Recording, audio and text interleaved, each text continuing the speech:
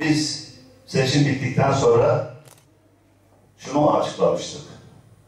Bundan sonra herkesin belediyesi olacak diye ve Allah'a şükür siz değerli belediye meclis üyelerimizle beraber bunu gerçekleştirmeye devam ediyoruz ve bu hep böyle olacak.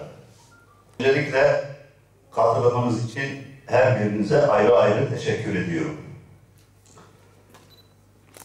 Şahsım ve AK Parti teşkilatı adına Hava Balcı Akgül'e, Vedi Algaç'a ve Adnan Ağırman'a hoş geldiniz diyorum.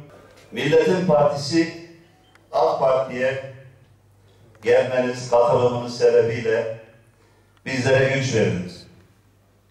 Şu andan itibaren sizler de en az Vesi Şahin'in hakkı neyse bu partide, Atilla Yarış'ın hakkı neyse bu partide, sizler de aynı haklara sahip olacaksınız. Bundan emin olabilirsiniz. Hizmet anlamında biraz önce dediğim gibi hiçbir zaman ayrım yapmadık. Tek bir örnek vereceğim. Akçakaya Mahallesi hemen hemen bütün seçimlerde HDP'nin en yüksek oy aldığı bir mahalleydi. Ama biz seçimlerden sonra arkadaşlarımızla beraber yaptığımız teknik gezide oranın içler acısını gördük ve hemen işe koyulduk. Hatta büyük şehre ait olan hizmetleri bile biz kendimiz belediye imkanlarıyla, belediye bütçesiyle kısıtlı imkanlarımıza rağmen gerçekleştirdik. Şu anda Akçakaya Mahallesi'nde kanalizasyon, altyapı, park sorunu kalmadı arkadaşlar. İnşallah en kısa zamanda da park yeri bulursak o mahalleye de 2 tane çocuk parkı yapacağız. Biraz sonra rozetlerini takacağımız arkadaşlarla ilgili ben bütün belediye meclis üyesi arkadaşlarımdan şunu istirham ediyorum. Artık onlar da AK Parti'nin birer neferi. İnşallah hep beraber Midyat'a güzel hizmetler yapmaya çalışacağız. Onun için bu konuda gerek onlar ve gerek sizler çalışmalarınızda bir kaynaşma içinde olmanızı istirham ediyorum. Sayın Başkanım, kıymetli ağırlıyorum.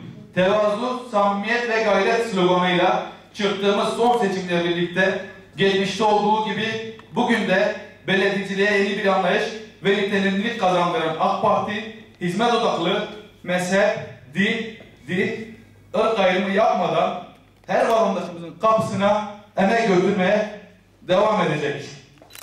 İlkesi halka hizmet, hakka hizmettir. Anlayışı olan davamıza yeni değerler katıyoruz. Kıymetli meclis üyelerimize, partimize hoş geldiniz diyoruz. Belediye başkanımız ile nice hayırlı hizmetlere, başarılı imzalar atmalarını diliyorum. Belediye meclisinde ilçemizin geleceği için hep birlikte çalışıyorduk. Fakat parti ayrımı olduğu için resmi bir ayrılık vardı. Bu yüzden işler düzgün gitmiyordu. Midyat için bugüne kadar birlikte çalıştık. Bundan sonra da birlikte çalışmaya devam edeceğiz.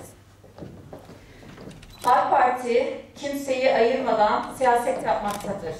9 ay bağımsızda kaldığım süre içerisinde Midyat Belediye Başkanımız Sayın Vesi Şahin'in çok insancıl bir siyaset yaptığı, Midyat'ın tüm kesimine hitap ettiği, ayrım yapmadan hizmet ettiğini gördük.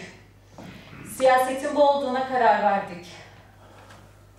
Midyat halkı için bu yönetime karşı muhalefet yapmanın yeri olmadığını gördük ve AK Parti'ye geçmeye ve Midyat halkına hizmet için Sayın Vesi Şahin'le birlikte bu yolda yürümeye karar verdik. AK Parti Genel Başkanı ve Cumhurbaşkanımız Sayın Recep Tayyip Erdoğan'ın sevdası ve davası olan AK Parti'nin bir neferi olmaktan gurur duyacağız. Ne yazık ki ben ve meclis üyesi arkadaşlarım HDP'de aradığımızı bulamadık ve istifa ettik. Bu geçişin Midyat halkımıza hayırlı olmasını temenni ederim. Teşekkür ederim.